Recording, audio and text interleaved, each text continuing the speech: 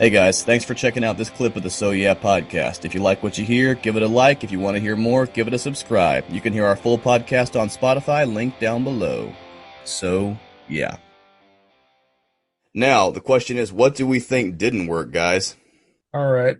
Here's what I did not like. I thought the penguin goons were a little bit silly. I mean, because we already got a pretty dark film, and then you got these penguins with rockets strapped to them. I mean, that's kind of like what the heck was that about?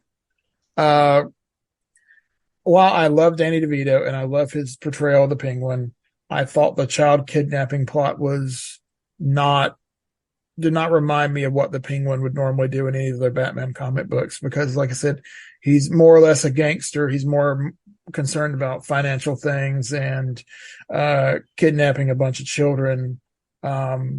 It doesn't really fit into his MO normally, and there's not a lot of mystery to what he was doing. However, the Penguin trying to become mayor, that does sound like something the real Penguin would have did, but he kind of came off as more sadistic than a gangster. You know what I mean? Yeah, just a true psychopath in this one. Cody? Yeah, I kind of feel the same way. Like Danny DeVito put in a great performance, but that was not really the Penguin. I mean, I could never imagine at any point in the comics the Penguin just straight up sadistically biting a dude's nose off. And like you said, there's a ton of Burtonisms in this Batman movie, and it feels kind of like the Burtonisms were kind of overtaking the fact that this was a Batman film, and and there's just like a few like again there's like a few like kind of silly sequences like uh, the Penguin somehow gets the schematics to the Batmobile. Do we get an explanation on that? Am I None, not remembering none. No, correctly? no, I don't no. think we get an explanation. I It's watched it today. yeah, There was no explanation yeah, for it.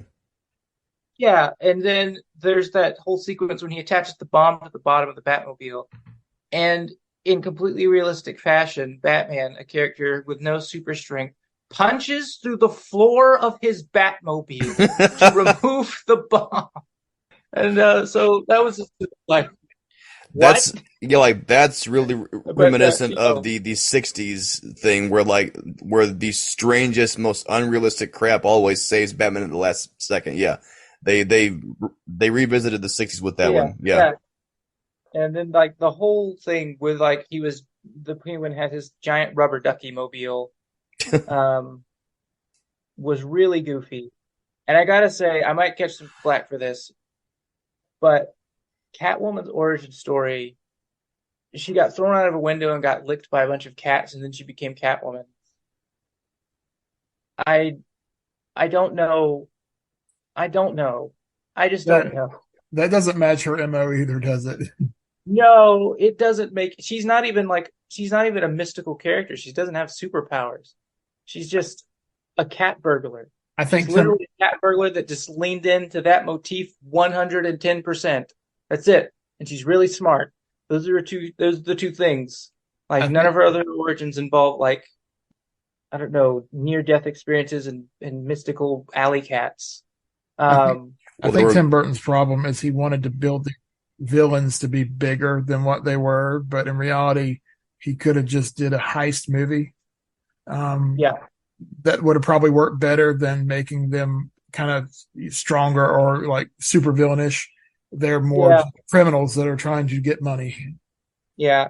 And my final critique, as much as I love Christopher Walken, he could have been completely cut out of the film and they could have really just given all of his parts to the Penguin and made the Penguin and that would have made the Penguin more like the comic book Penguin.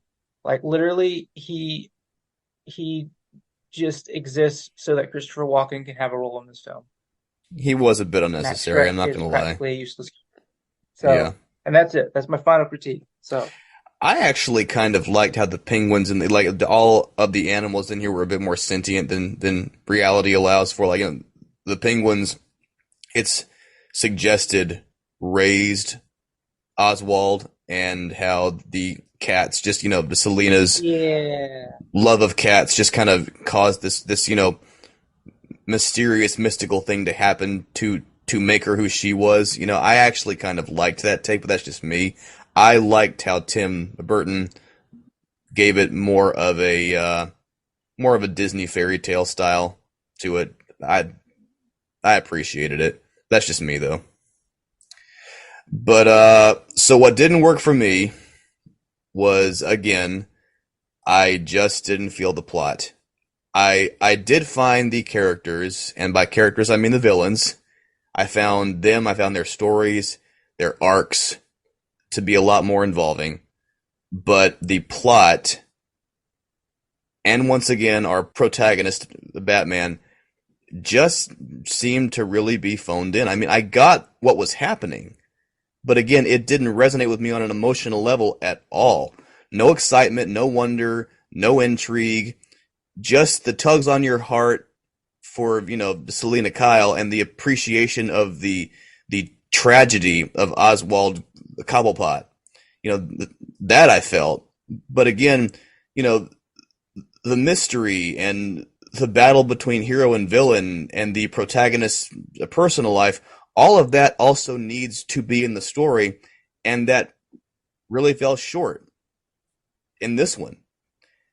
However, I will give a little bit of praise to Bruce and Selina's relationship. The scene at the ball where they both figure out, who the other person is. Like, he knows that she's Catwoman, and she knows that he's a Batman, and she says, "Oh my God, does this mean that we have to start fighting?" I felt that, which meant that the energy off of them as both lovers and masked enemies, that energy was somewhat there, but that's the closest the story came to being involving. So so once again, I just don't feel like Tim Burton in either film did a great job at presenting us with a story that really got you right in the feels. You just need a story that gets you right in the feels. He didn't do that for me. Yeah, I agree with you. Like I said previously, is I feel like Batman's role, or Michael Keaton, like the lines and the dialogue and the role for him was kind of phoned in. He was there because he had to be there, because his name is on the title. Yeah. So they didn't really, like, aside from the romance, they didn't really think of anything else to do for his character. Yeah, they were definitely too reliant on his backstory from the first movie to write anything else for him. Yeah. I just, I don't know. That is a point I did not recognize because I was too overwhelmed by Danny DeVito being as amazing as he is. Well, actually, now that you've said that, John, do we want to go in a little bit deeper into our opinions of DeVito and Pfeiffer's performance, or do you guys feel pretty satisfied with what you already said?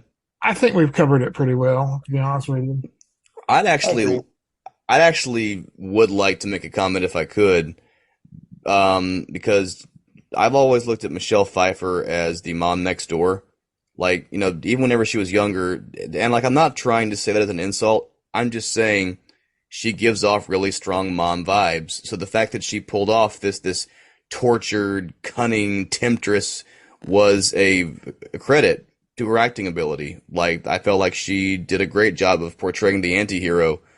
And when it comes to DeVito, I mean, yes, he usually is the funny man, but if you give him the proper bad guy role, which, I feel like this role was just made to be his proper bad guy role, then he'll kill it. I think they could have, with Danny DeVito, if they would have taken a personality similar to, you remember his movie with Martin Lawrence, What's the Worst That Could Happen? I've heard of it, but I never saw it.